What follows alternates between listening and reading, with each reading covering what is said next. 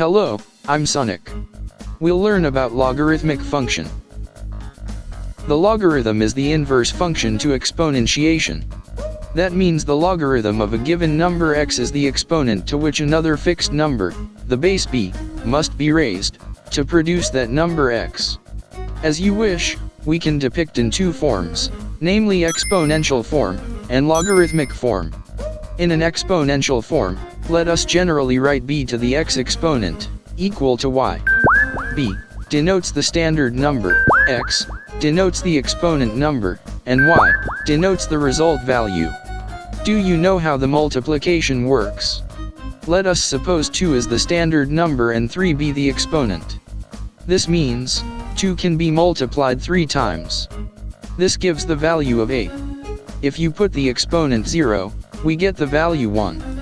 If you put the negative sign of exponent, you'll get a fractional value, that the value of y lies between 0 and 1. On the other hand, the logarithmic form, we write base b of log y, equal to x. For example, take 2 as b, which was standard number just like we did in the exponential form. X b value of 3. And y is therefore 8, by reversing your logic.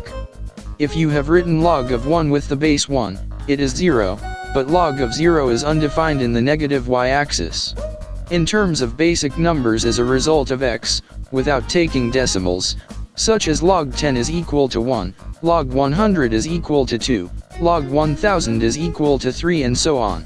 Also note that log of x to the y exponent is equal to y times log of x. In the next part, we'll tell you how to use operators. Like, comment, and subscribe now on YouTube.